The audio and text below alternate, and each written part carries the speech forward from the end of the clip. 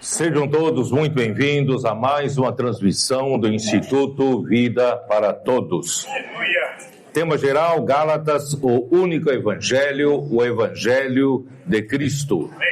Mensagem 13. Andai no Espírito e jamais satisfareis a concupiscência da carne. Gálatas, capítulo 5, versículos de 13 até 16. Nós estamos na Europa. Esta palavra está sendo ministrada em Torres Vedras, Portugal. E nós daqui seguiremos para a Itália. A mensagem 14 será dada na Itália. Graças a Deus, quando nós chegamos a este continente, nós tínhamos a impressão de ser um continente velho, um continente frio, mas graças a Deus nós estamos vendo o fogo do Espírito começando a se alastrar por toda a Europa. Os nossos comportores, nossos missionários, Expolivro, os irmãos e irmãs das igrejas, embora sejamos em um pequeno número ainda na Europa, o Senhor já nos promete de reforçar a equipe de trabalhadores aqui na Europa. Assim que terminei a mensagem ontem à noite, 2 jovens de Faro, sul de Portugal, me procuraram para me agradecer por toda a palavra ministrada, e eu soube que eles decidiram fazer o CEAP. Acredito que vários outros jovens estão já pensando ou já decidiram para reforçar a equipe de trabalhadores aqui na Europa. Então, estamos muito contentes por tudo que o Senhor está fazendo. Nada disso é a nossa capacidade, é pela nossa capacidade, nada disso é pela nossa habilidade em administrar uma obra. Não, Deus, essa obra é de Deus. Ele é que administra, ele vai levar a um bom termo, se a igreja cooperar com ele, da maneira que eu falei ontem, certo? Bom, hoje nós chegamos à mensagem número 13, onde falamos de andar no Espírito.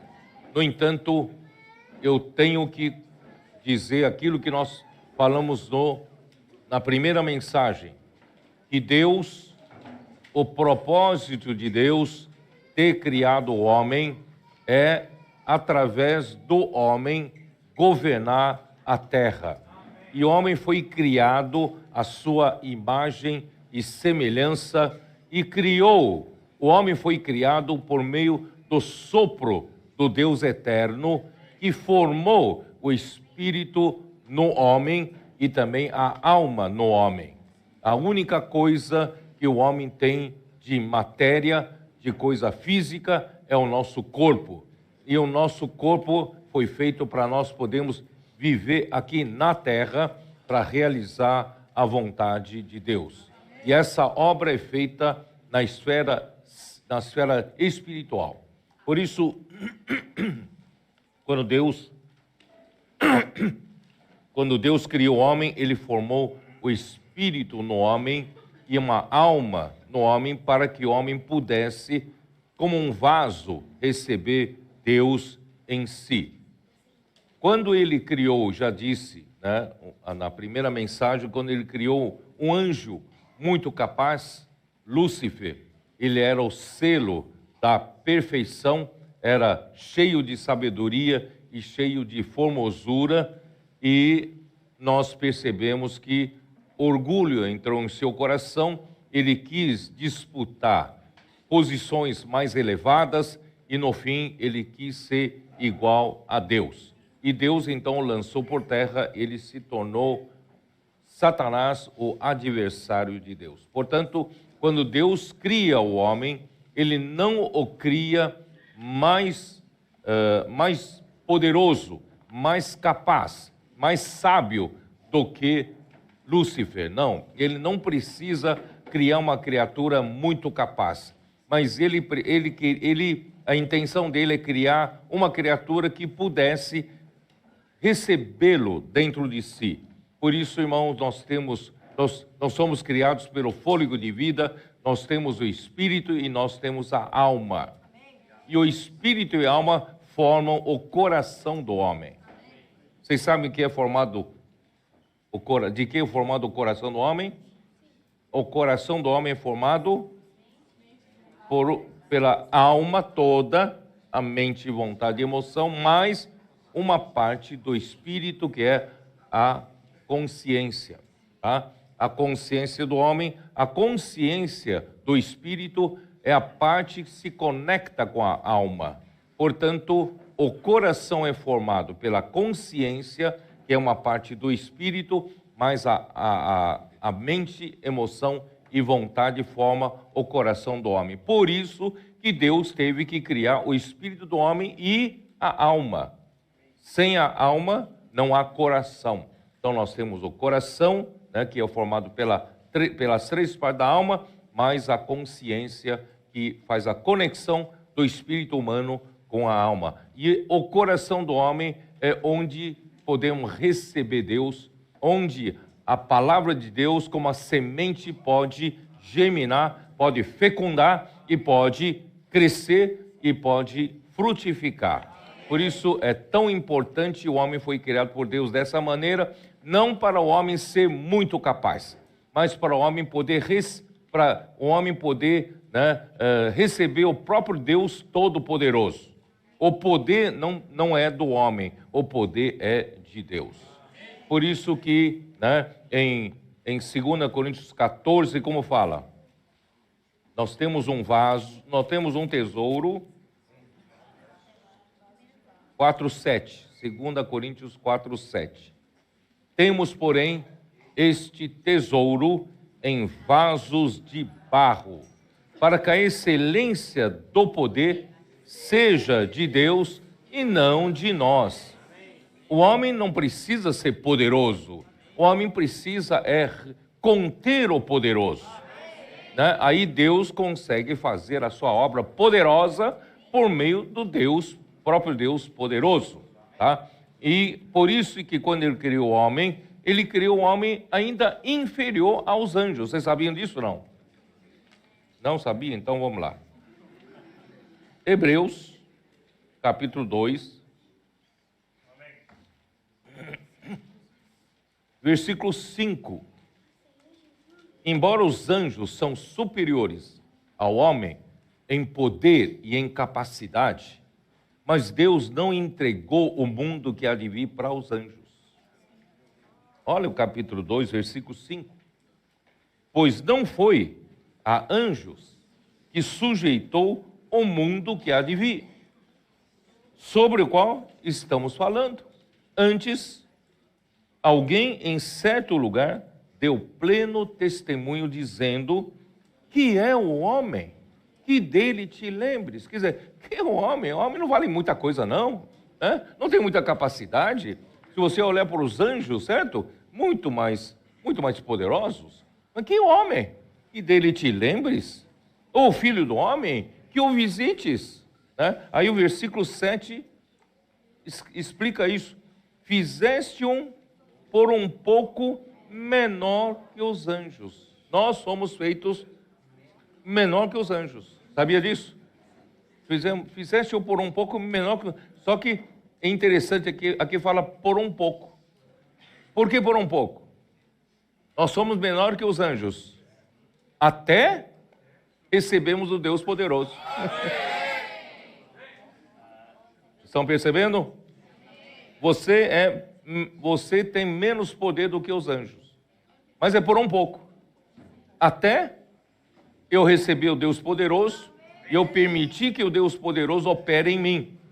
Aí sim, não sou mais menor que os anjos. Né? Tá? E fizeste-o por um pouco menor que os anjos, mas de glória e de honra o coroaste.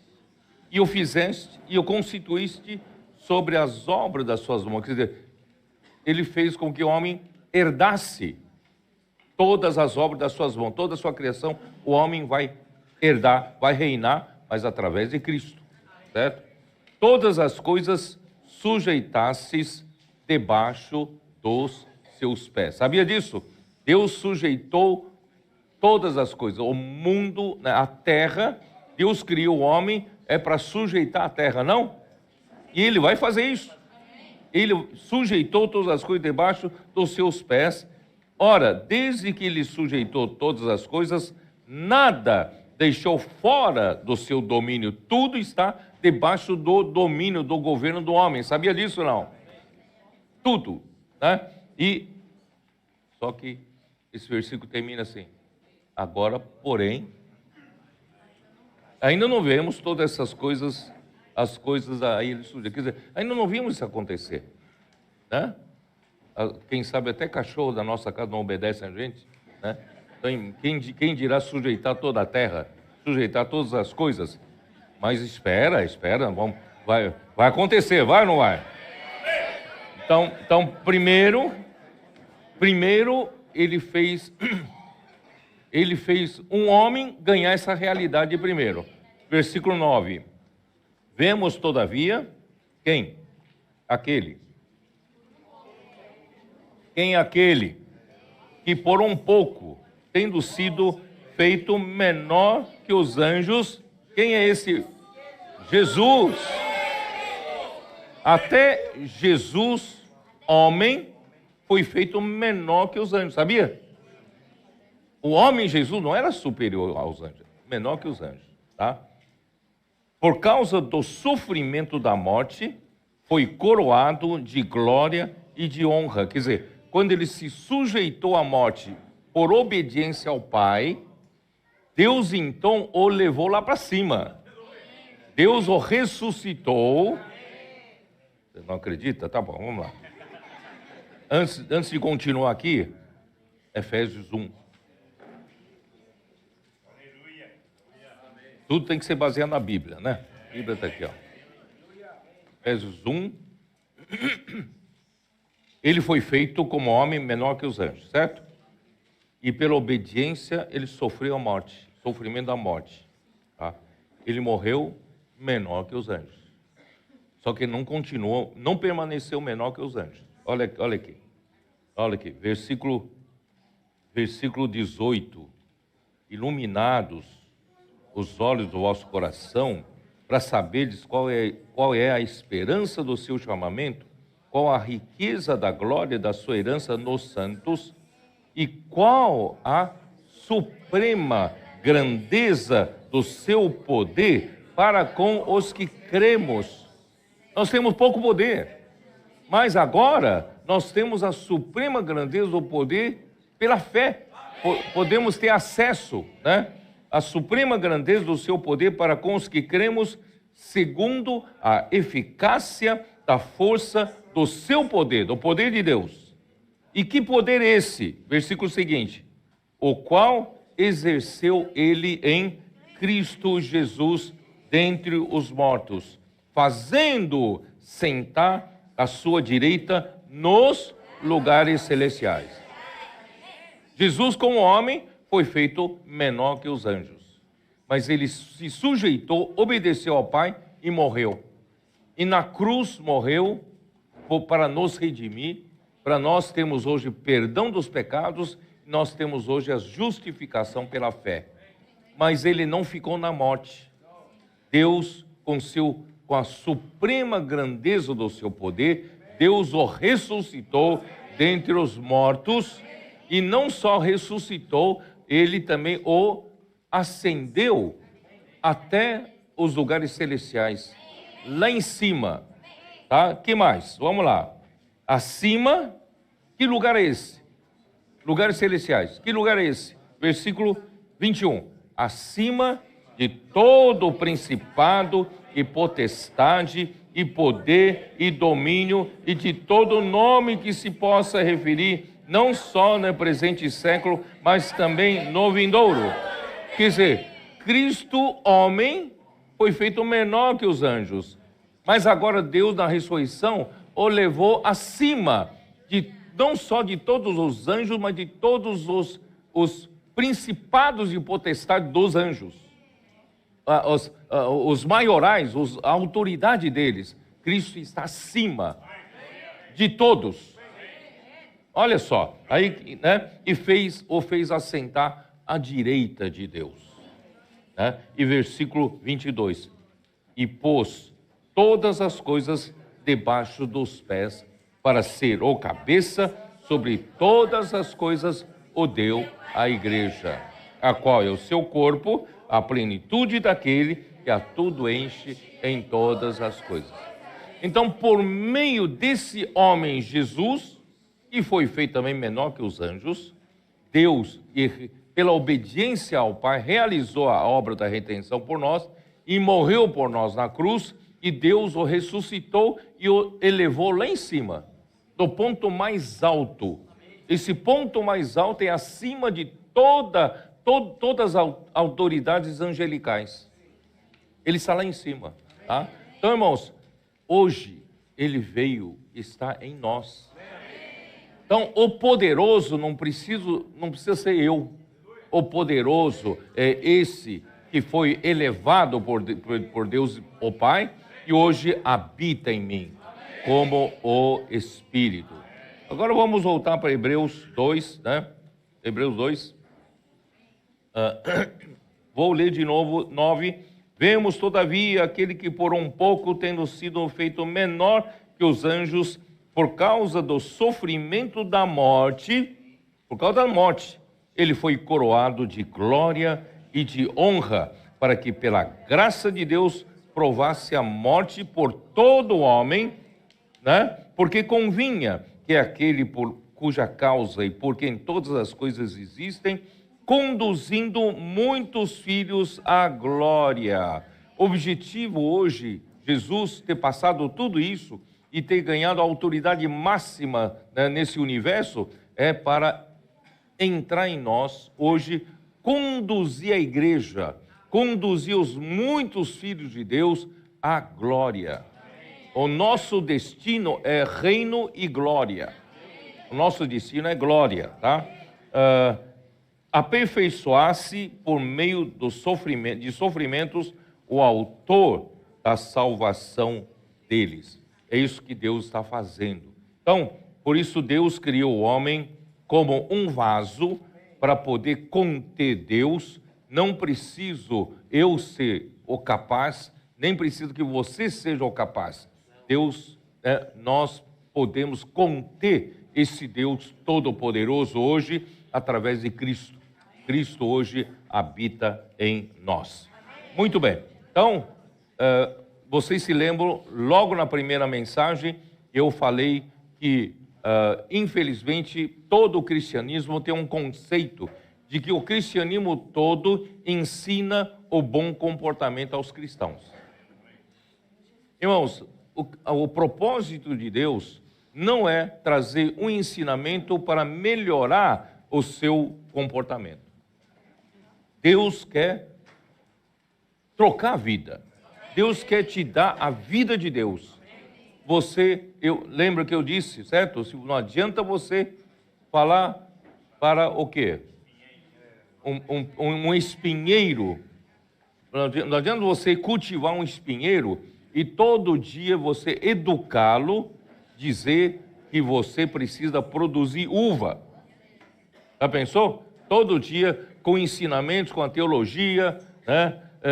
Fazer cursos, dizer, espinheiro, você se converteu a cristão, você precisa produzir uva, você precisa ter bom comportamento. Irmão, não adianta. O espinheiro vai produzir espinho. Então você precisa mudar de vida. Que vida? Deus quer dar vida para o homem. É por isso que Deus criou o homem como recipiente para poder receber a vida de Deus, e Deus o conduziu para o meio do jardim que estava a árvore da vida. Essa é a intenção de Deus, que o homem recebesse a vida de Deus e a vida de Deus passaria a governar, a dominar o homem, e a partir disso dominaria toda a terra. Mas o homem demorou para fazer essa escolha. E aí entrou o penetra. Aí entrou a serpente e enganou Eva. Não vou repetir muito essa história. E o que aconteceu? O homem comeu da árvore do conhecimento do bem e do mal, que Deus disse para não comer, porque a árvore do conhecimento do bem e do mal é tentadora. Por que tentadora? Porque é desejável para homem ter uma habilidade, uma aptidão como Deus. O homem, em vez de receber a vida de Deus para ter essa aptidão, o homem quer artificialmente, né, adotar outra coisa para ter alguma coisa parecida com Deus. Mas isso aqui é só aparência. Só aparência. O homem, a mulher olhou e aquela árvore é desejável para ter entendimento e foi lá e comeu. E o homem aparentemente, realmente ganhou, né, esse conhecimento do bem e do mal. Os olhos se abriram. Sabe, esses olhos se abriram não é coisa boa, não. Não é coisa boa, não. E ela ficou extremamente crítica, certo? Aí não sabe, naquele tempo no Jardim do Éden, irmãos, o homem vivia em comunhão com Deus. Tudo que Deus falava, né, eles obedeciam, eles faziam. Eles eram governados por Deus, pela palavra de Deus. Né? Só que quando eles comeram da árvore do conhecimento do bem e do mal, Deus foi para o Jardim do Éden e não achou eles. Deus falou: Adão, onde está você? Nunca sumiu da minha presença e hoje se escondeu? Quer brincar de esconde-esconde? O que houve aí? Sumiu? Adão sumiu. Adão, onde está você? Eu não estou contando conto de fato, está aqui na Bíblia. Vocês, adolescentes, leiam, está na Bíblia. Onde está você? Adão se escondeu porque a mulher que você me deu, né? Essa me levou a comer da árvore que você se disse para não comer, né? E agora eu me senti nu e, né, eu então tive que me cobrir, né, pegar folha de figueira, tá? Aí Deus falou: mas quem te fez saber que você estava nu? Porque você não tinha nem conceito disso. O homem não tinha nem conceito disso. Então, irmão, aí sim, o que aconteceu com isso? O homem foi expulso do jardim. No jardim estava a árvore da vida que Deus queria que o homem escolhesse e comesse da vida de Deus. E o homem demorou a escolher, veio a serpente e enganou, né, o homem, e assim o pecado entrou no mundo. Onde está esse versículo? Os adolescentes estão fazendo um teste com os adolescentes. Qual versículo? Romanos... aqui, ela sabe. Romanos 5:12. Romanos 5:12. Por um só homem entrou o pecado no mundo, e pelo pecado a morte também entrou, né? E a morte passou a todos os homens e todos pecaram, né? E todos carecem da glória de Deus. Quer dizer, ofendeu a glória de Deus, ofendeu a justiça de Deus, ofendeu a santidade de Deus. O homem agora, o pecado entrou no homem e a morte passou para o homem. Quando fala o homem, é o mundo, e o homem é incluído nesse mundo, e o homem, então, pecador, não tem, ofendeu a justiça de Deus. O homem não tem mais direito à árvore da vida. E assim que aconteceu, dá uma olhada no final, últimos 2 versículos de Gênesis 3. O que aconteceu? O Senhor Deus, por isso, o lançou fora do jardim do Éden, a fim de lavrar a terra que fora tomado. Aqui no jardim, Deus preparou tudo para a sobrevivência do homem. Agora, o homem resolveu tomar outro caminho, escolheu errado, certo?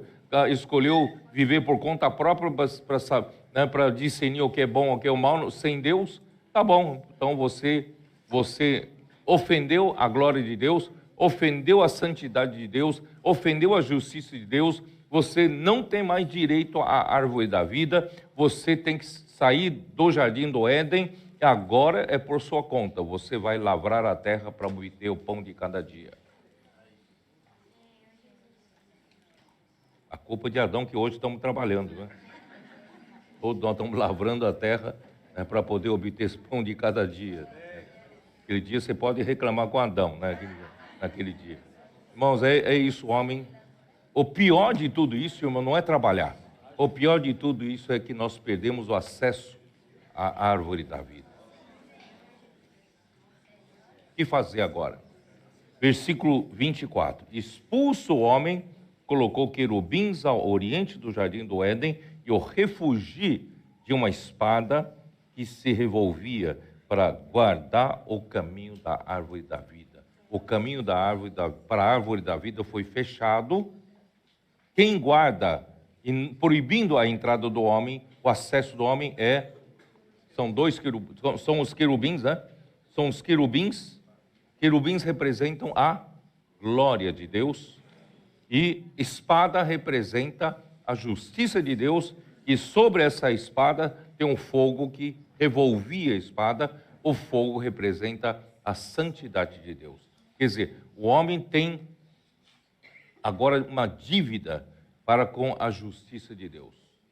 E tendo uma dívida com a justiça de Deus, consequentemente tem a dívida com a santidade de Deus e com a glória de Deus.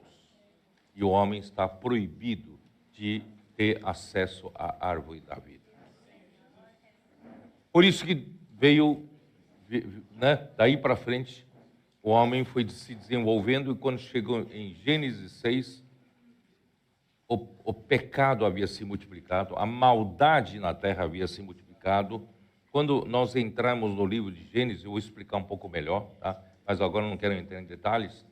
E, né, aconteceu ali um desastre, os anjos, né, caídos, tal, tiveram contato com o homem, e a partir daí a violência se multiplicou na terra a tal ponto que Deus não pôde mais tolerar.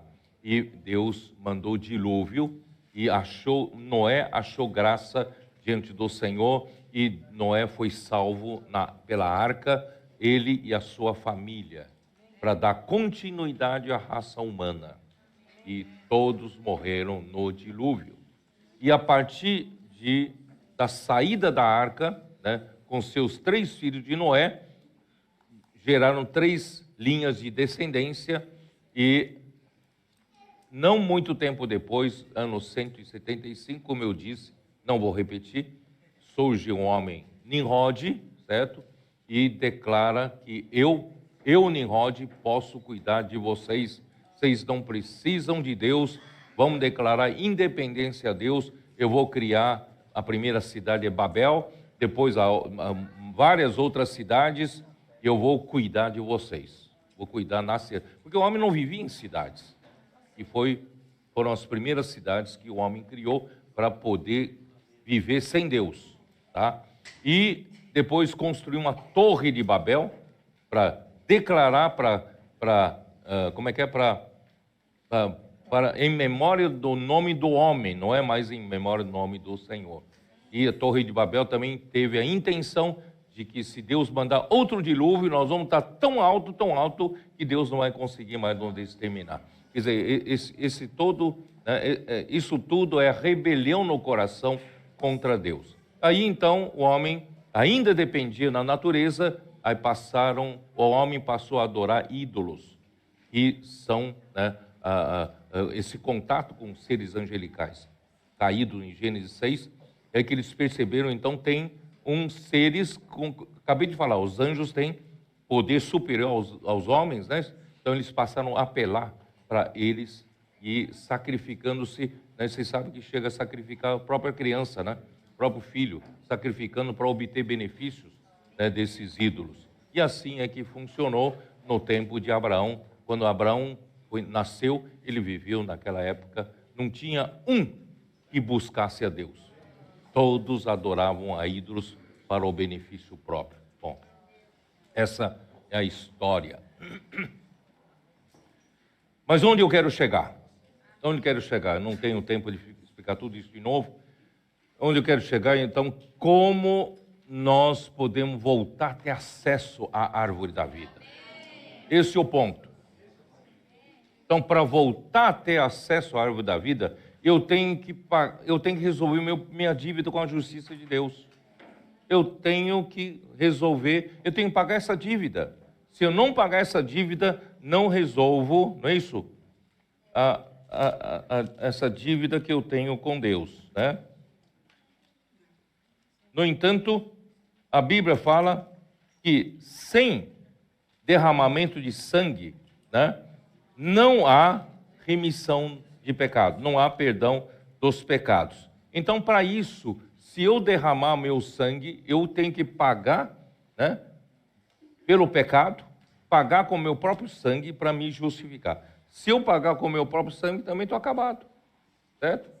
Eu não, se pago. Então, graças a Deus, no seu plano eterno, na sua sabedoria, Deus então providenciou um cordeiro, o Cordeiro de Deus, para morrer por nós, para pagar a nossa dívida. Irmãos, é isso que nós temos que ver. Só que antes de chegar a Cristo e morrer na cruz por nós, Deus chamou um povo, que ontem eu falei em Êxodo 19, chamou um povo para dizer, um povo de sua propriedade exclusiva. Esse povo só tinha uma condição. O que esse povo deveria fazer? Esse povo não precisava fazer muita coisa. Só precisava o quê? Ouvir com diligência a palavra do Senhor. Se diligentemente ouvirdes a minha voz e guardardes a minha aliança, então sereis a minha propriedade peculiar dentre todos os povos, porque toda a terra é minha. E vós me sereis reino de sacerdotes e nação santa. Então essas palavras proferidas ao povo de Israel. Irmãos, aí então Deus conseguiu um povo para dizer que dele, no meio de todos os povos pagãos, adoradores de ídolos, agora Deus tem um povo que adora a Deus. E para guardar esse povo, a intenção de Deus era conduzir esse povo a Cristo quando aparecesse. Esse Cristo, irmãos, é descendente de Abraão. E Deus então deu a promessa para Abraão e ao seu descendente, né? E só que ele ganhou um povo no Antigo Testamento. Para guardar esse povo, ele deu a lei. A lei é como um tutor para guardar o povo de Israel por uma dispensação definida, com um período definido. É para ter um início e ter um fim. Qual é o fim da dispensação da lei? Quando viesse Cristo, certo? Não é isso que fala, não é isso que fala em Gálatas, né? Nós não lemos isso? Senhor Jesus. Em Gálatas 3, nós não lemos isso?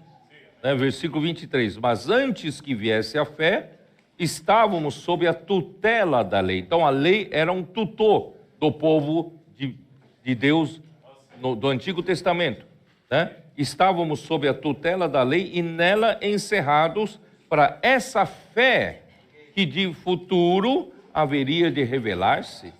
Então é para aguardar a vinda da fé, tá? De maneira que a lei nos serviu de aio para nos conduzir a Cristo, a fim de que fôssemos justificados por fé. O que é ser justificados por fé? Vocês estão associando tudo que eu falei antes, não? Você tem que perceber que esse homem que perdeu acesso à árvore da vida tem que buscar uma forma de pagar a dívida da justiça. Vocês estão entendendo? Se eu estivesse nessa situação, eu ia contratar um advogado aqui, né, Rodrigo? Advogado, me ajuda aqui, como é que eu vou pagar essa dívida da justiça de Deus? Graças a Deus, irmão, Deus preparou Cristo para pagar essa dívida. E como é que eu não vou pagar essa dívida? Cristo morreu por mim. Mas como é que vale Cristo morrendo por mim e eu pagar a minha dívida por meio da morte de Cristo? Por meio da fé. É só crer. Entendeu? Então, nós somos justificados pela fé. Tão simples. Cristo morreu por você. E você pode ser justificado pela fé. É só crer em Cristo. Ele pagou a dívida da justiça. E se ele pagou a dívida da justiça, também pagou a dívida da santidade e da glória. Você volta a ter direito à árvore da vida, portanto, você volta a ter direito à santidade de Deus, volta a ter direito à glória de Deus.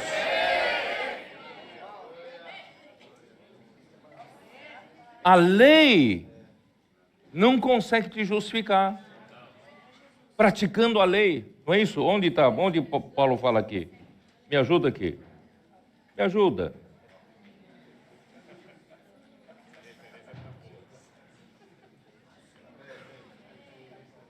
Porque se você tiver... Oi?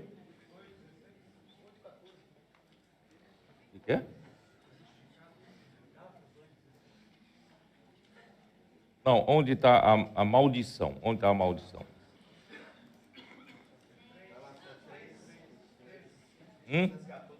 Exatamente. Ali, ó.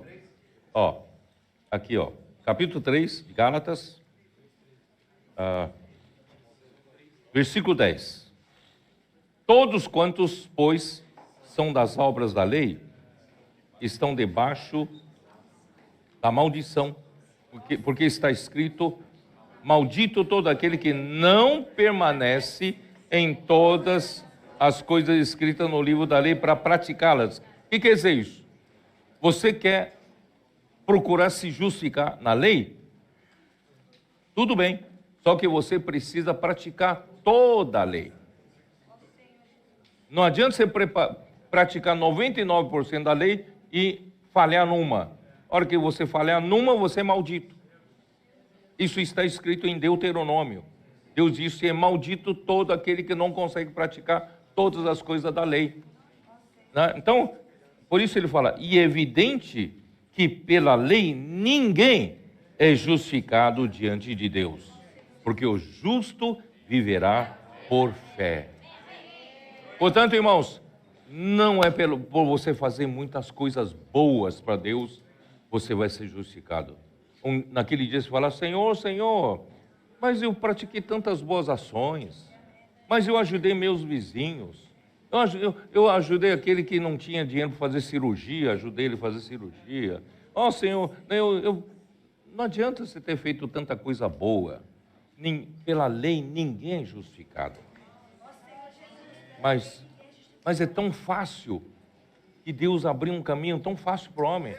É a justificação pela fé. Uma vez justificado pela fé, nós temos acesso à árvore da vida. E tendo acesso à árvore da vida, irmão, nós temos acesso a tudo. Aí não precisa, por isso eu vou voltar àquilo que falei na primeira reunião. Não precisamos voltar, irmãos, para nos preocupar apenas com o lado comportamental. Não faça isso, não faça aquilo, né? Cristão tem que ter amor, é isso? Cristão tem que ter amor, o cristão tem que ter bondade, o cristão tem que ter caridade, né? Mas o cristão pode saber tudo isso, mas não pratica, não consegue. Então não adianta saber, irmãos, é questão de vida. Até hoje tem cristão ensinando em espinheiro para produzir uva. Não vai produzir uva nunca, né? Irmãos, o que então tem que fazer? Comer da árvore da vida, receber, né, da árvore da vida. De que maneira? A palavra flui como vida, como suprimento de vida, né? E na igreja circula como vida. Por isso, irmãos, a importância da imersão, né? A importância de de nós seguirmos de perto a palavra, embora nós estejamos espalhados pela Europa, mas, irmãos, siga de perto a palavra. Vocês vão ver que a bênção está seguir de perto a palavra vai te transformar, a palavra vai transformar seus filhos, crianças, pré-adolescentes, adolescentes, jovens.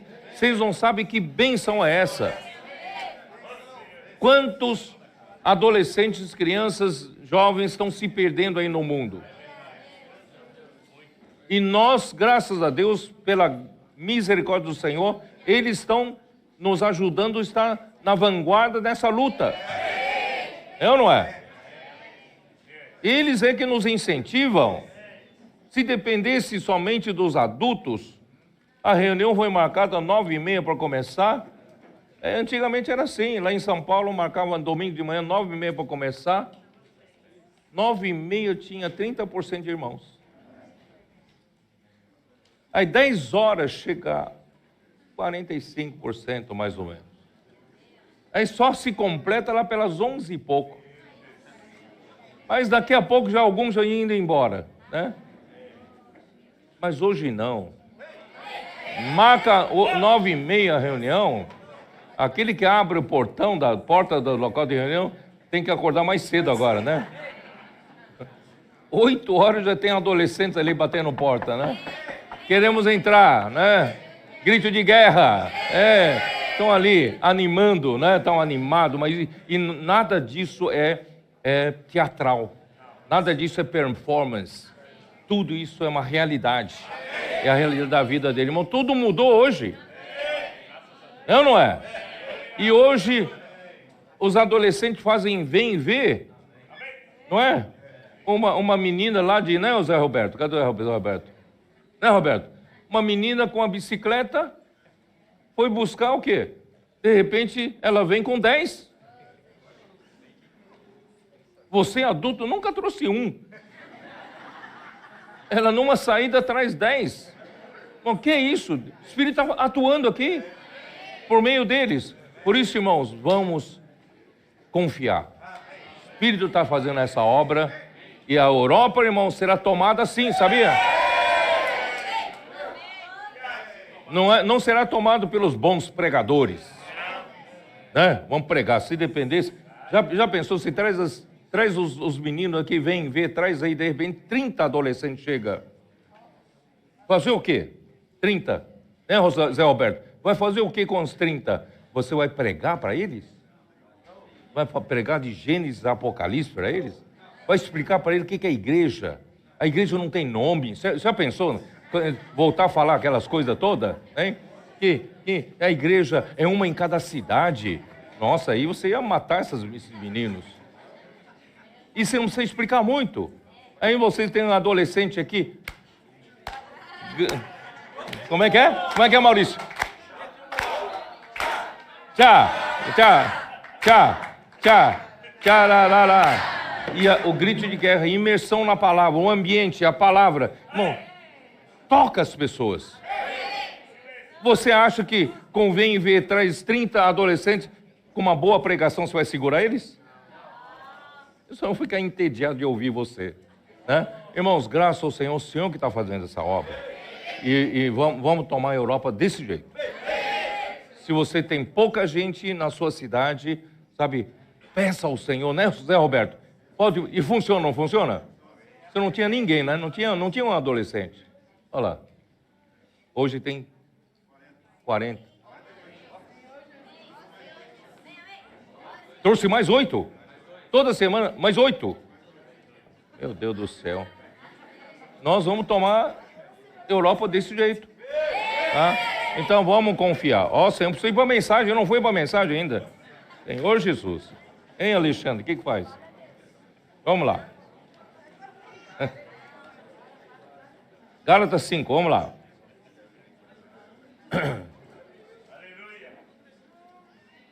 É isso, né? Porque vós, irmãos, fostes chamados à liberdade. Porém, não useis da liberdade para dar ocasião à carne. Sede antes servos um dos outros pelo amor. Bom, a liberdade é no espírito. Não é para dar vazão à carne. Agora eu não estou mais debaixo da lei. Na igreja não tem mais regra. Não estamos na religião. Né? Houve um tempo assim, né? Éramos todos antirreligiosos. Né? Estou dizendo antirreligiosos. Mas também dava vazão, né, da liberdade para a carne. Não, não é isso. É para nós andarmos no Espírito. Essa liberdade toda, irmãos, é no Espírito. Porque só no Espírito você estará livre da escravidão do pecado, da escravidão da lei. E a liberdade é no Espírito. Tá? Então, sede antes servos uns dos outros pelo amor. Irmãos, isso não funciona com ensinamento. Irmão, vamos servir uns aos outros. Vamos amar uns aos outros. Dá um abraço no seu vizinho. Não funciona. Funciona? Saindo daqui já está brigando, né? Então, irmãos, não funciona. A única coisa que funciona, irmãos, é a vida de Deus. Porque na vida de Deus, que está na árvore da vida, a natureza de Deus. E Deus é amor. Deus é amor. E é como se você quer produzir uva, não fica ensinando em espinheiro. Você precisa plantar pé de uva, de uma videira, certo? Então, graças a Deus, hoje nós temos acesso à videira, temos acesso à vida e nós podemos produzir uva. Hoje podemos produzir uva porque nós nos tornamos ramos da videira verdadeira, de João capítulo 15. Portanto, irmãos, é uma questão de vida, não é comportamento. Não adianta eu sair daqui e falar para a Europa, né? Vocês precisam servir uns aos outros, vocês precisam amar uns aos outros. Irmão, não funciona. Irmãos, mas se eu falar para vocês, vamos seguir de perto a palavra. Imersão, grito de guerra, né? Irmão, isso funciona. Isso funciona, tá? Ó Senhor Jesus, por isso, não está debaixo da escravidão da lei, não significa ter liberdade para a carne. Pois, para estar na graça, deve ser... Eu estou lendo aquilo que eu preparei para não perder nada, tá? Pois, para estar na graça, deve-se passar, em primeiro lugar, pela cruz. Por isso que a cruz é a chave para toda a economia de Deus. Sem a cruz não abre o plano de Deus para o homem. Graças a Deus pela cruz, né? Onde o nosso velho homem foi crucificado com Cristo. Uma vez libertos da lei, devemos viver no Espírito. É onde está toda a realidade espiritual da nossa união com Cristo em sua morte e ressurreição. Isso é tudo aquilo que eu li ontem em Romanos capítulo 6. Nós fomos sepultados na semelhança da sua morte, também seremos também na semelhança da sua ressurreição, para nós não andarmos mais na caducidade da letra, mas andarmos em novidade de vida. A nossa união com a morte de Cristo e a nossa união com a ressurreição de Cristo acontece no Espírito. Se você sair do Espírito, você não tem essa realidade. E sem essa realidade, irmãos, nós não temos nada que o Espírito produz. E o primeiro fruto que o Espírito produz, qual é? Amor. Primeiro fruto, né? O amor. Então, um indicador seguro. Como é que nós sabemos que a igreja está na esfera do Espírito? Um indicador seguro de que estamos no Espírito é o amor. Se nós estamos aqui praticando imersão, né, praticando grito de guerra, praticando vem ver, trazendo muitas pessoas, se nós percebemos que o resultado aqui é disputa, é briga, né, contendas, ciúmes, inveja, né, irmão, então tem alguma coisa errada. Nós não estamos, não é a árvore da vida que nós estamos desfrutando, né? Então, o amor é o primeiro indicador, né, de que estamos desfrutando da árvore da vida, né, a árvore da vida. Então, nós temos, no Espírito nós temos a realidade da vida de Cristo, e Cristo é um servo. Ele veio aqui na terra para ser um servo. Isso está em Filipenses 2. Vamos dar uma olhada? Filipenses 2.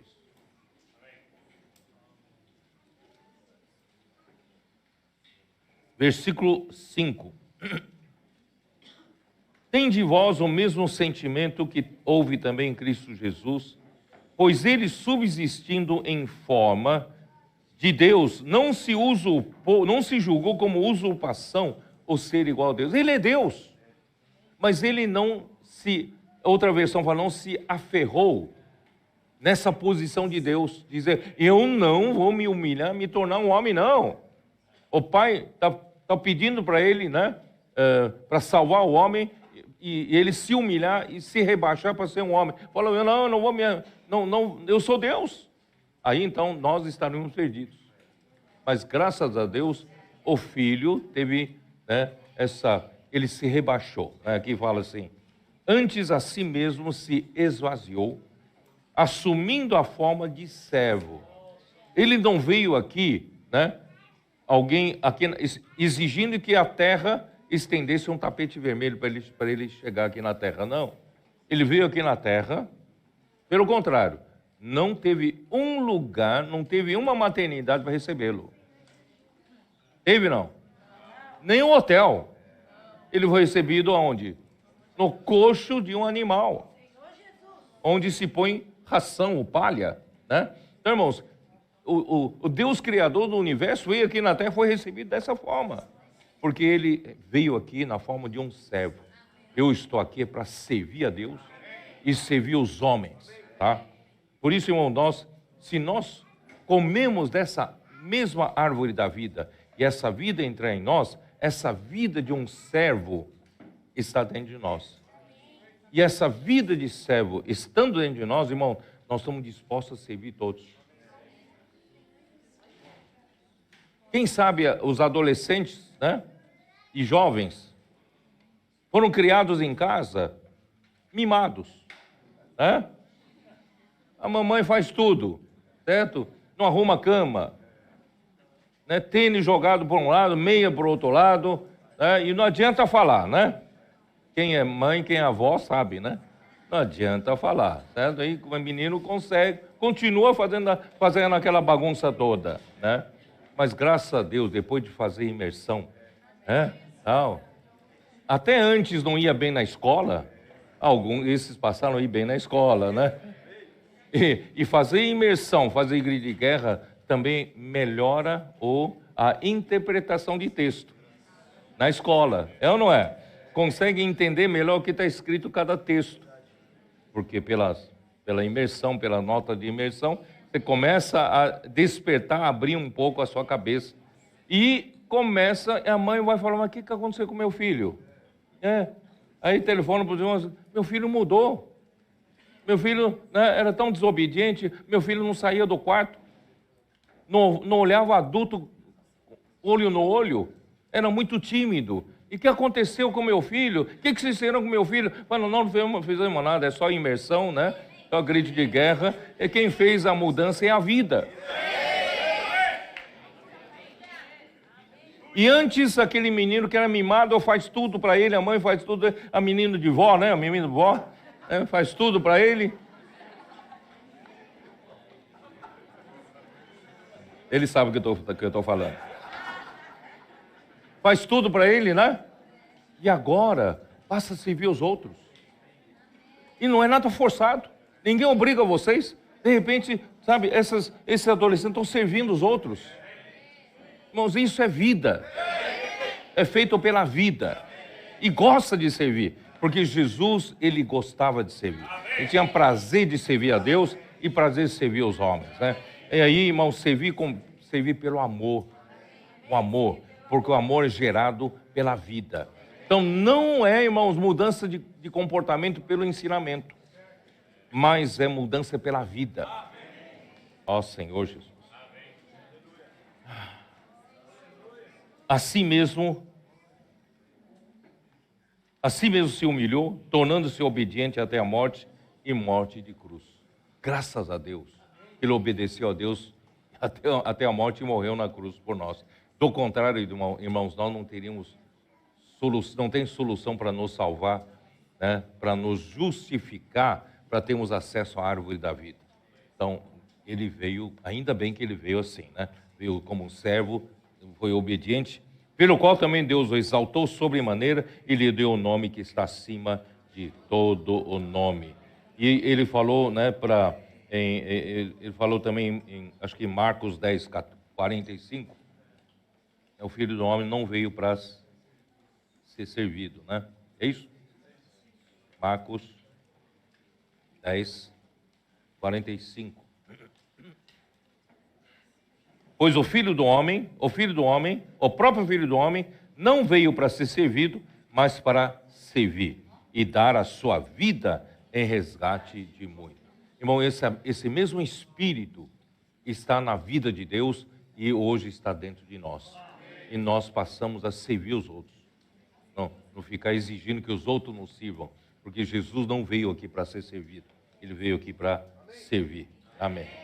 E, irmãos, aproveitar já que estamos com Efésios 2, Filipenses 2 aberto aqui, né, eu quero dizer para vocês o seguinte, irmãos,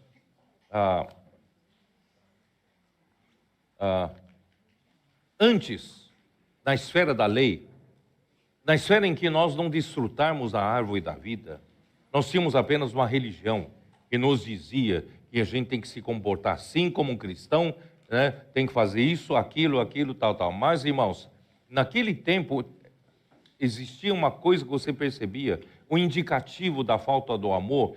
Qual é o indicativo da falta do amor na igreja?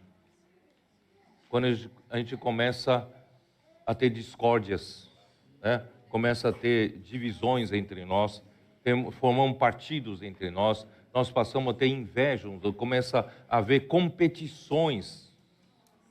Um jovem vem do outro, por que os irmãos estão usando mais ele do que eu? Né? Por quê?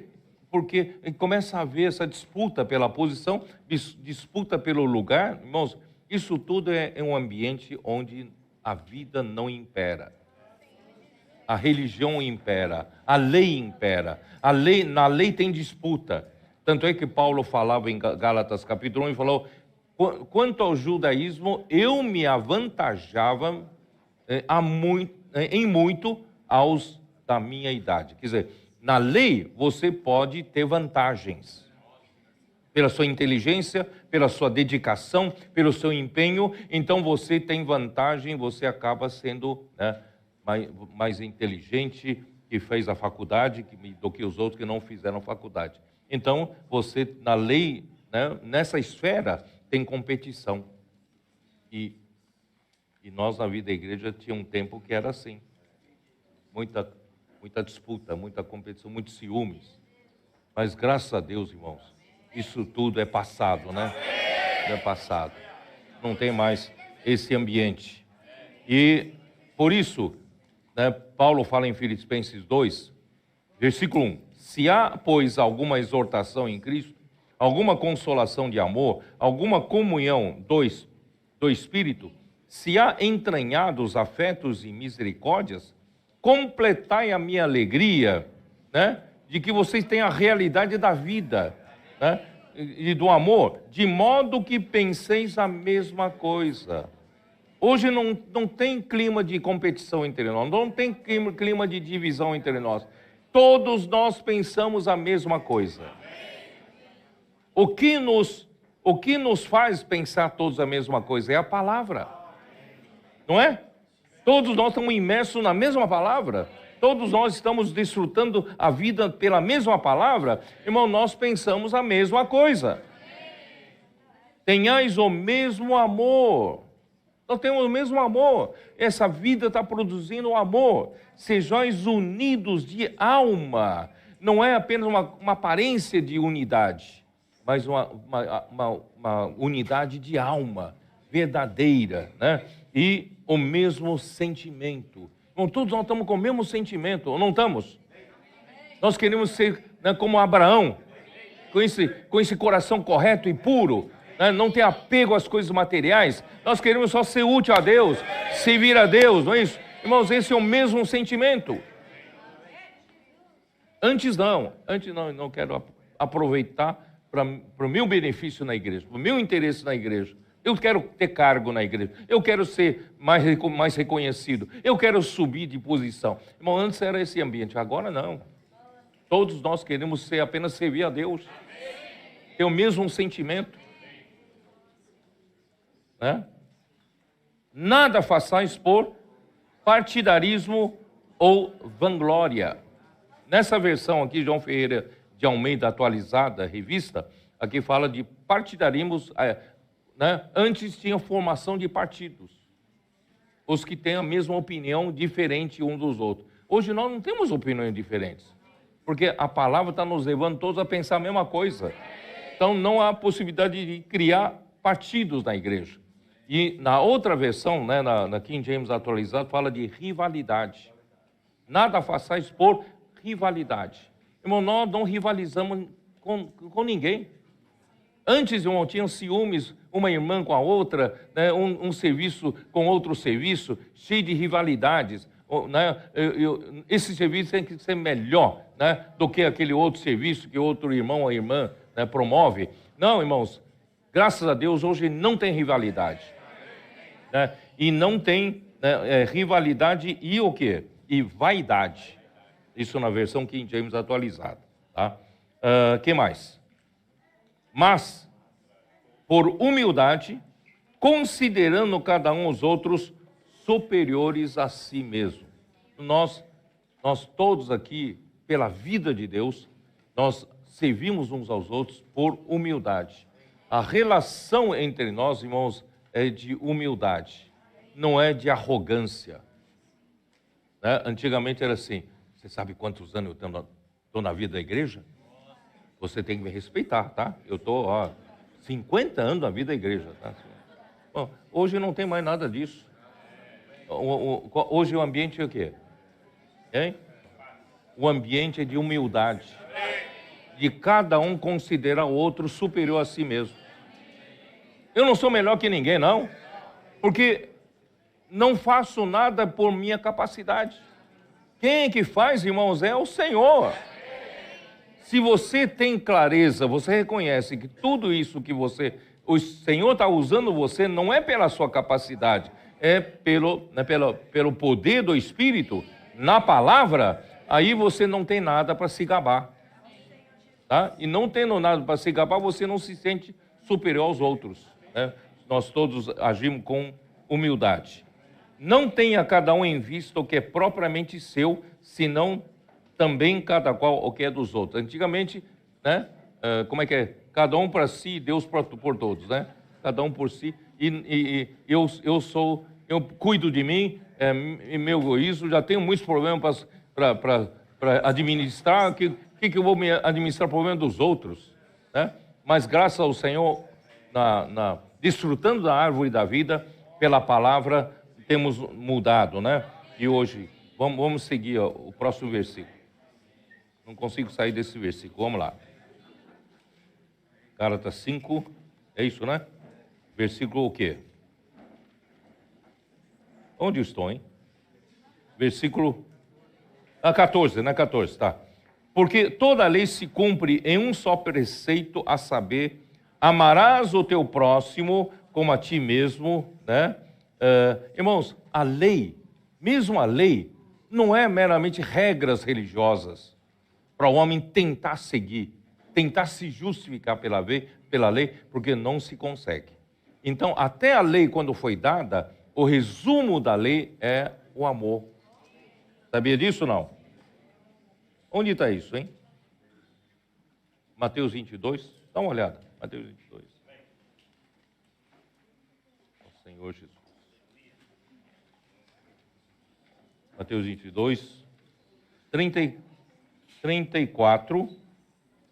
Entretanto, os fariseus, sabendo que ele fizera calar os saduceus, reuniram-se em conselho, e um deles, intérprete da lei, experimentando Jesus, lhe perguntou: Mestre, qual é o grande mandamento na lei? Vamos ver se Jesus, que não estudou, né? Que não estudou aos pés de Gamaliel, vamos ver se ele sabe alguma coisa, né? Qual é o grande mandamento da lei? Respondeu-lhe Jesus: amarás o Senhor teu Deus, de todo o teu coração, de toda a tua alma e de todo o teu entendimento.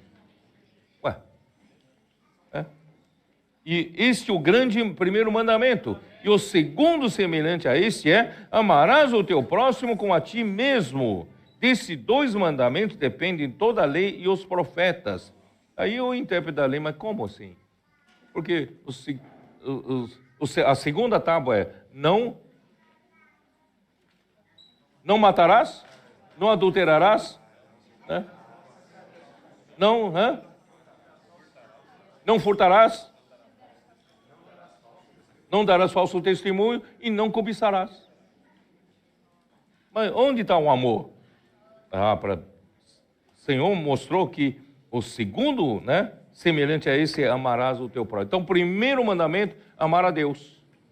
E segundo mandamento é amar o próximo. Então, o resumo de toda a lei é amor. Amor a Deus, amor ao próximo, tá? Ó Senhor Jesus. Então, aquele que busca a essência da lei, que é amor, está na busca da árvore da vida. Porque só na árvore da vida, na vida de Deus, está a essência de toda a lei. Tá? Aquele que busca seguir a letra da lei, se esforça para cumpri-la com o próprio esforço, irmãos, está no mesmo princípio da árvore do conhecimento do bem e do mal. Para discernir o bem e o mal, com o fim de agradar a Deus com a sua própria capacidade, ele vai se frustrar. Ele vai sempre viver na esfera do conhecimento, do certo e do errado. Certo e errado. E o certo, às vezes, não consegue fazer, ele acaba fazendo o errado. Então, no fim, irmãos, se depara com a verdade de que a lei é espiritual, mas eu sou carnal, vendido à escravidão do pecado. Não faço o bem que prefiro, mas o mal que eu não quero, já não sou eu quem o faz, e sim o pecado que habita em mim. Isso tudo eu falei ontem, está em Romanos capítulo 7, e a lei diz para eu amar o próximo, mas eu não tenho a capacidade de amá-lo. Eu posso amar todos os irmãos da igreja, mas menos aquele. Aquele não suporta. Todas as irmãs da igreja são queridas, mas aquela não dá para engolir, não é isso? Então, irmãos, o homem não consegue, não tem essa capacidade, né? Mas assim é na prática da religião, né? Mas por isso Paulo chega e fala: desventurado homem que sou, quem me livrará do corpo dessa morte? Mas graças a Deus por Jesus Cristo, nosso Senhor, né? Em Romanos capítulo 8, versículo 10 diz o quê? A solução está em o Espírito, porque a lei do Espírito da vida em Cristo Jesus me livrou da lei do pecado e da morte. Essa é a única maneira, irmãos. Eu não consigo, se eu fico na esfera da lei, eu não consigo me livrar do bem que eu quero fazer, não faço, do mal que eu não quero fazer, acabo fazendo, não consigo sair disso. Mas, irmãos, graças a Deus, eu tenho no Espírito uma outra lei. Essa lei é superior, tem uma força maior que me leva para a esfera celestial.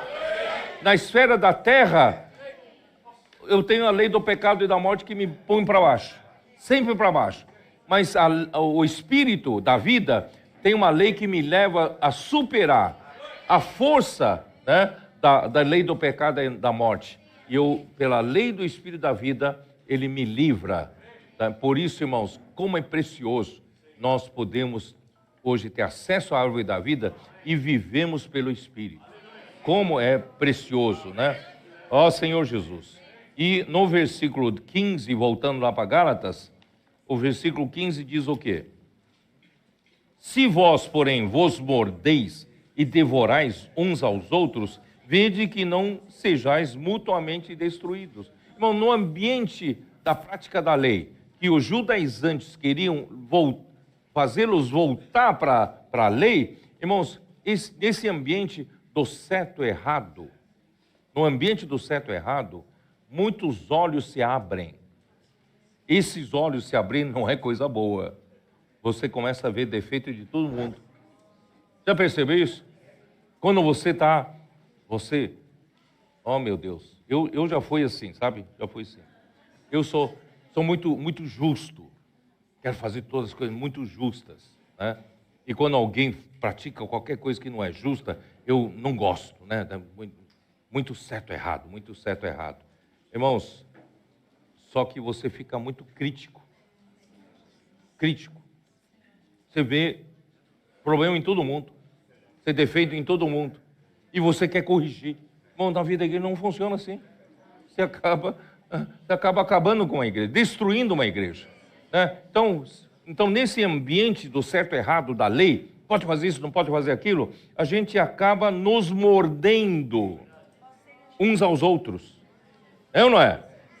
Acabamos nos devorando uns aos outros. Aquele irmão assim, aquele irmão aquele assado, né? Como é que é? Tem que tratar com aquele irmão. Tem que levar para a salinha, não é isso? Tem que dar uma disciplina a ele. Irmãos, a gente vai acabar se devorando. Não, é horrível viver num ambiente de falta de amor. Graças a Deus, hoje não. Por que vocês estão alegres? Porque vocês não estão mais nesse ambiente. E nos morder uns aos outros, nos devorar uns aos outros e nos destruir uns aos outros. Não, nós estamos edificando com amor, alegria, paz. Amor, alegria, paz, né? Retornaram na vida da igreja. Graças a Deus. Digo, porém, né? Irmão, Senhor Jesus, onde? Bom, eu escrevi aqui sobre Mateus 7 pelo fruto se conhece a árvore, não vou repetir aqui, já falei desde o começo, tá? Então, o resultado do trabalho dos judaizantes era um ambiente de animosidade, disputa, discussões, crítica e acusações. Só tínhamos no nosso meio também, passamos por isso, só tínhamos acusações, né? Disputas, animosidade, críticas e acusações. Geralmente um acusa outro, sabe? Um acusa o outro como se quem acusa está acima de toda suspeita. Não sei se vocês entendem o que eu quero dizer. Se eu acuso aquele irmão praticou aquele pecado, é como se eu estivesse livre daquilo, né? Então eu sou juiz para criticar os outros. Mas quem sou eu? Eu não sou juiz. Deus não me colocou como juiz, né? Deus me colocou na igreja, irmão, para ajudar, para amar uns aos outros, né? Então o resultado, né, do trabalho de judaizante era esse. E quando Paulo, lembra? Quando Paulo saiu da prisão romana e percebeu que a igreja em Éfeso recebia ensinamentos diferente do que ele pregava, ele pediu para Timóteo permanecer ali para dizer o quê? Para admoestar, por amor aos que não sabem do que eu estou falando, é 1 Timóteo 1, versículo 3. Quando eu estava de viagem rumo da Macedônia, te roguei que permanecesses ainda em Éfeso para admoestares a certas pessoas, a fim de que não ensinem outra doutrina. Na verdade é que não ensinem diferentemente. Não ensinem diferentemente daquilo que estou ensinando. Porque, eu vou repetir, não é ensinamento que resolve. Tem que ser a palavra que sai da boca de Deus.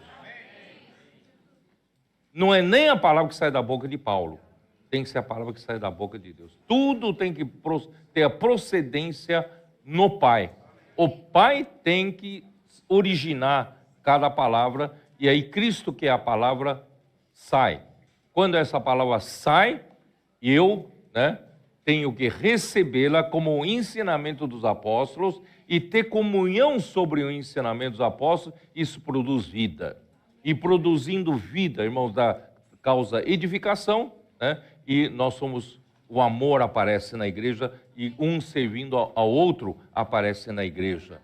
Mas quando a igreja em Éfeso abandonou a palavra que sai da boca de Deus, que vem por meio do apóstolo Paulo, passaram a ensinar outras coisas, irmão. Essas outras coisas não vão levar a nada. Não vão produzir vida, não vão produzir amor, né? Então, só vai produzir o quê? Discussões. Está aqui, está escrito aqui, capítulo 4. Não se ocupem em fábulas, genealogias sem fim, que antes promovem discussões do que o serviço de Deus na fé, do que, né, a obra de Deus na fé, vamos dizer assim. A obra de Deus não é produzida com outros ensinamentos, mas com a palavra que sai da boca de Deus.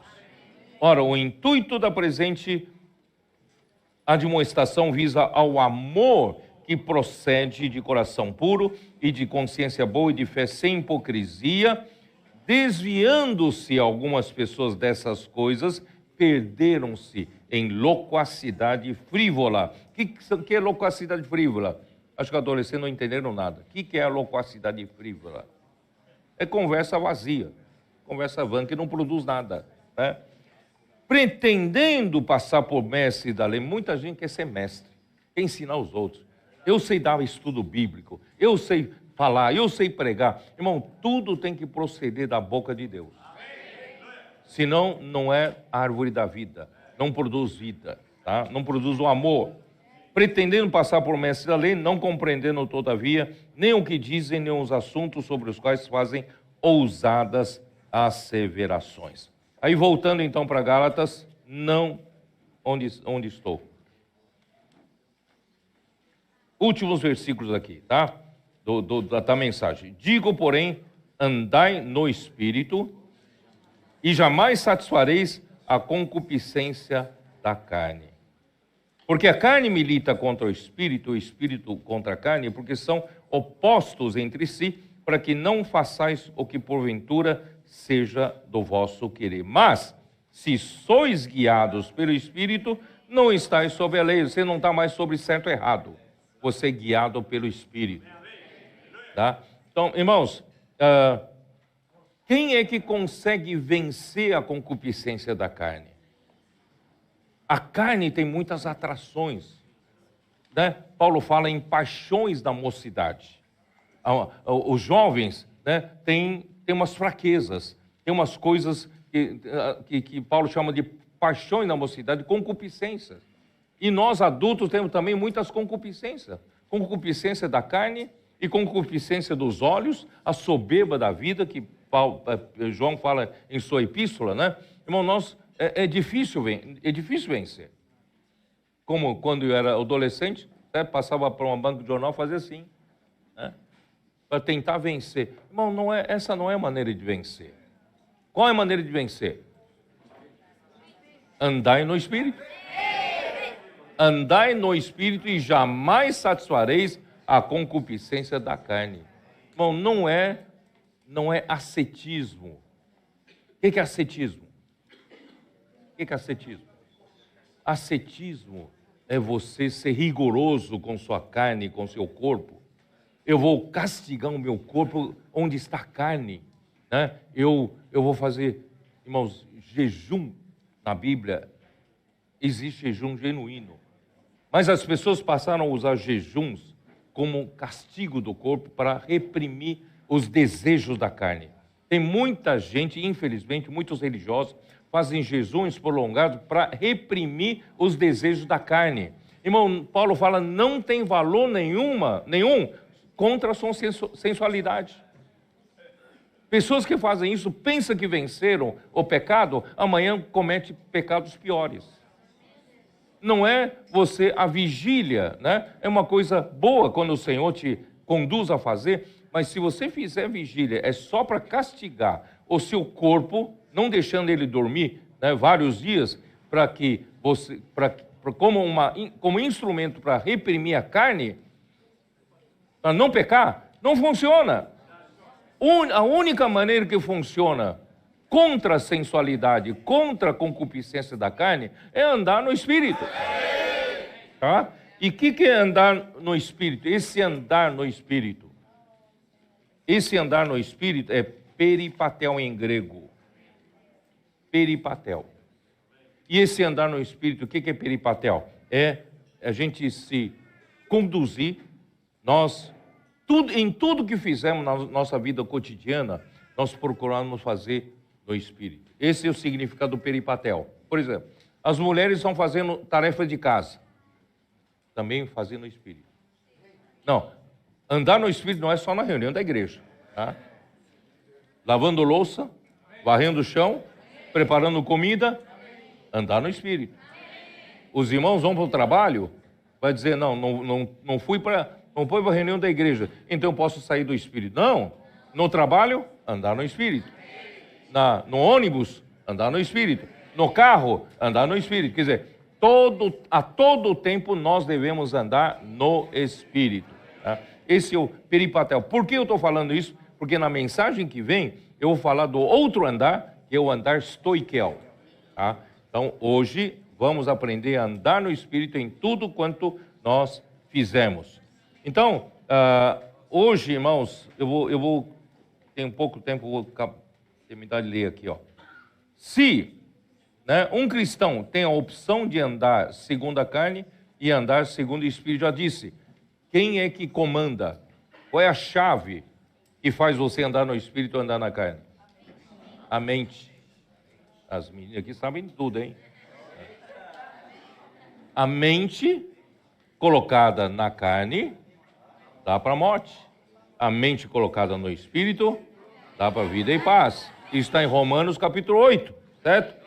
Então, irmãos, como andar no Espírito, então, é colocar a mente sempre no Espírito, que dá vida e paz. Mas como colocar a mente no Espírito? Não é todo o tempo, tem que colocar a mente no Espírito. Mente no Espírito. Não posso deixar a mente na carne. Agora, mente no Espírito. Como é que eu faço? Graças a Deus tem a palavra. A palavra, a voz do comando, essa palavra me coloca a mente no Espírito. A imersão. Por isso que é importante carregar a anotação, a notas de imersão, carregar isso aqui sempre, Carrega isso aqui sempre com você. Isso vai fazer você, isso vai te ajudar em você colocar a mente no Espírito. Grito de guerra ajuda demais. Hoje, no começo do grito de guerra, eram algumas frases, como é que era? Minha mochila está vazia. Ai, papai. Ai, mamãe. Não é isso? Não. Mas hoje não. Hoje, os gritos de guerra, irmão, é mensagem completa. Você sabe que tem uma equipe preparando esses gritos de guerra e passa por um crivo rigoroso. Um crivo rigoroso, quando não está de acordo com o conteúdo da palavra, não é aprovado. E tem que aprovar, só é aprovado quando está dentro do conteúdo, com rima, com métrica, tudo certinho. Então, irmãos, hoje o grito de guerra é uma preciosidade para nós. Só com o grito de guerra você constitui toda a palavra da mensagem e leva você para o Espírito. Rapaz, eu acho que eu não vou ler, eu não vou falar mais não. Tem muita coisa para terminar aqui, mas Senhor Jesus. Mas eu já falei ontem, muita coisa eu falei ontem, né? Senhor Jesus.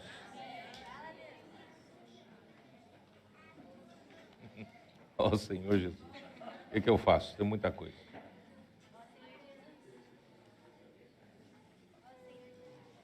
Senhor Jesus. Então, vamos só para terminar, vamos ler o Romanos 8. Romanos 8. É onde diz colocar a mente no Espírito ou colocar a mente na carne, né? No versículo 5, porque os que se inclinam para a carne cogitam das coisas da carne, mas os que se inclinam para o Espírito, das coisas do Espírito. Quer dizer, colocar sua mente como uma chave de faca. Vocês conhecem a chave de faca, não? Na eletricidade, né? Você liga de um lado ou liga do outro. Se você liga aqui coloca a mente na carne, vai ligar com o quê? Vai resultar em morte. Se você liga no Espírito, vai resultar em vida e paz. Então a sua mente é essa chave de faca, né? Então, porque o pendor da carne dá para a morte, mas o pendor do Espírito para a vida e paz. Por isso, o pendor da carne é inimizade contra Deus, pois não está sujeito à lei de Deus, nem mesmo pode estar. Portanto, os que estão na carne não podem agradar a Deus, ainda que tente agradar a Deus pela lei.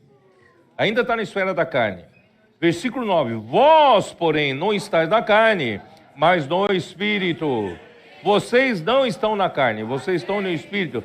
Mas o que prova que não estamos na carne? Se de fato o Espírito de Deus habita em vós.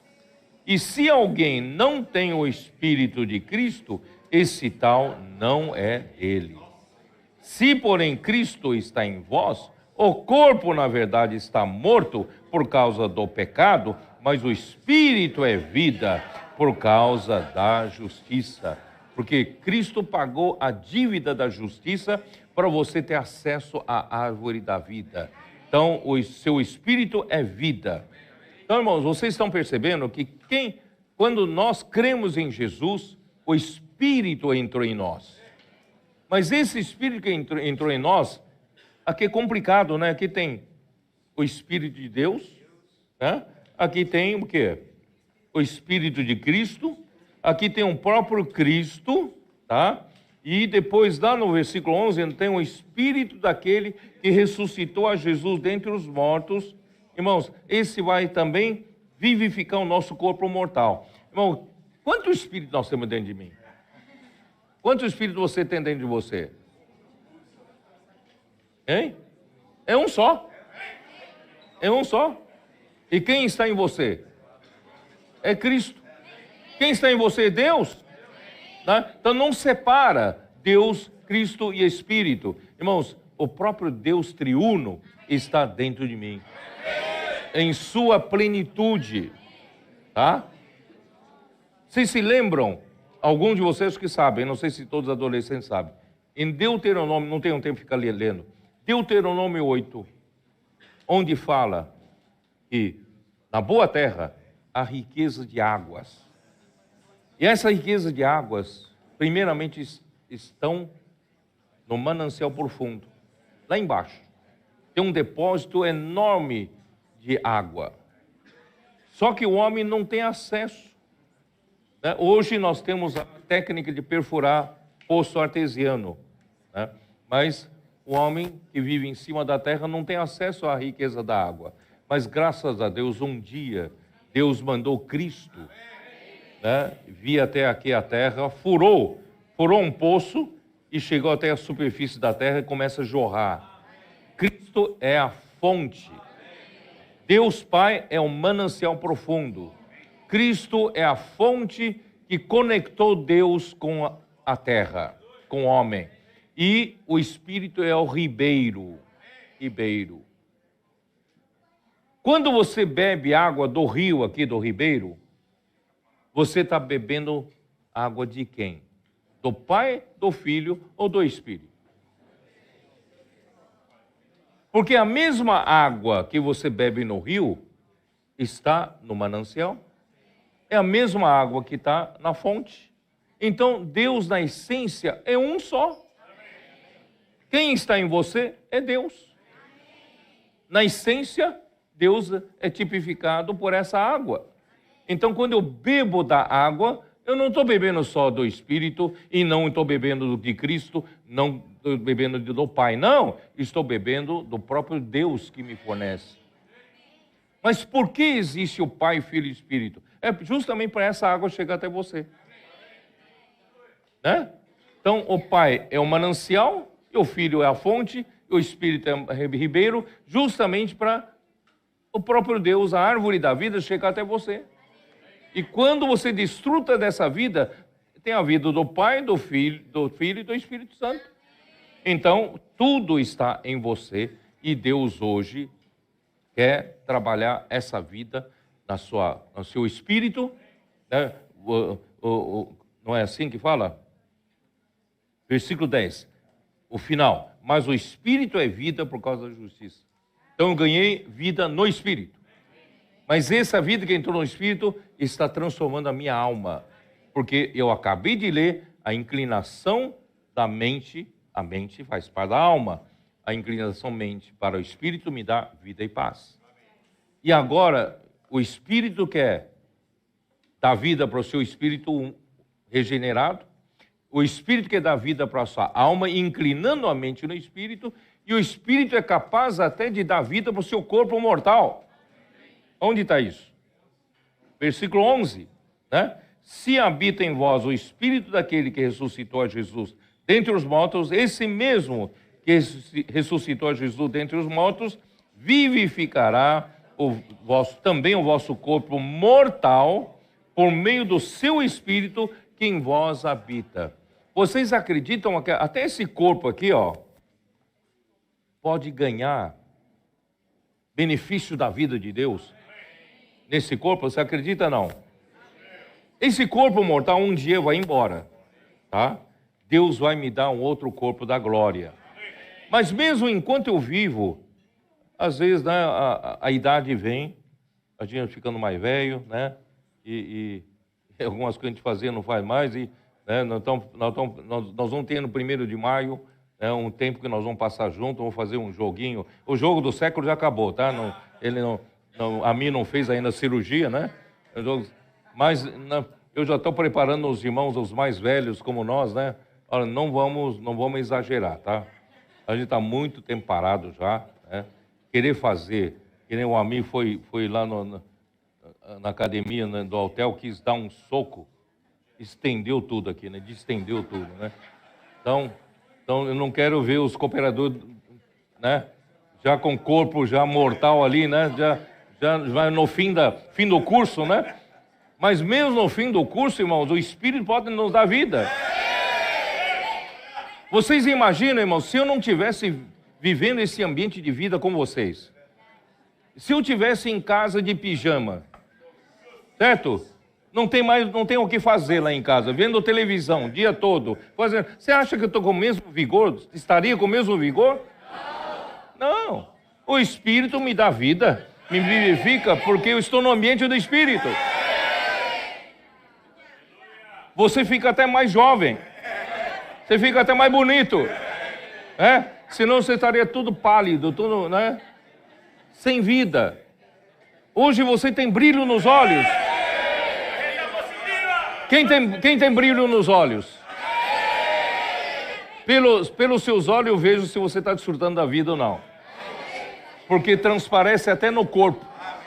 Dá para ver até pelos olhos. Se você está cheio de alegria. Irmãos, é isso. O Espírito nos vivifica até o nosso corpo mortal. Bom, eu vou parar por aqui. Senão, amém. Jesus é o Senhor. Amém.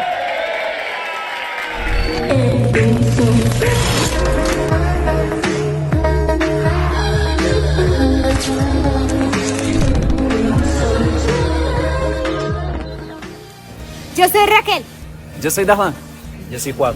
Yo soy Jonathan. Yo soy Gabriel. Yo soy João. Yo soy Tiago. Yo soy Dani. Y yo soy Febe y somos el equipo en España. Y ahora invoca, a Señor Jesús sabe, a Señor Jesús sabe. Comenzamos nuestro día escuchando la palabra e invocando al Señor mientras desayunamos y nos preparamos para la misión del día. El siguiente paso es alistar los kits. Preparamos este alimento espiritual para dar vida a todas las personas. De camino al metro hacemos inmersión y compartimos nuestros nuevos objetivos del día, teniendo una comunión saludable y ligera, haciendo que la vida circule entre nosotros, preparándonos espiritualmente para la batalla que enfrentaremos. Empezamos a orar por las personas y a llevar la palabra a sus vidas. Nos detenemos para tener comunión sobre las experiencias y hacemos más gritos de guerra para mantenernos con un espíritu caliente y fervoroso. Continuamos firmes y decididos a predicar este evangelio del reino a todas las personas. Paramos para almorzar y nos dirigimos a un nuevo lugar de actuación. El aeropuerto. Muchas personas de diferentes lugares y diferentes idiomas a los que llegar. Y esa es nuestra misión, llevar el evangelio del reino a todas las naciones. Hola, buen día. ¿Podemos hacer una oración por ustedes? Hora de volver a casa. Cumplimos la misión del día y la mochila está vacía, Jesús. España fue increíble. Próxima parada, Italia. Tierra, l'Italia è con te.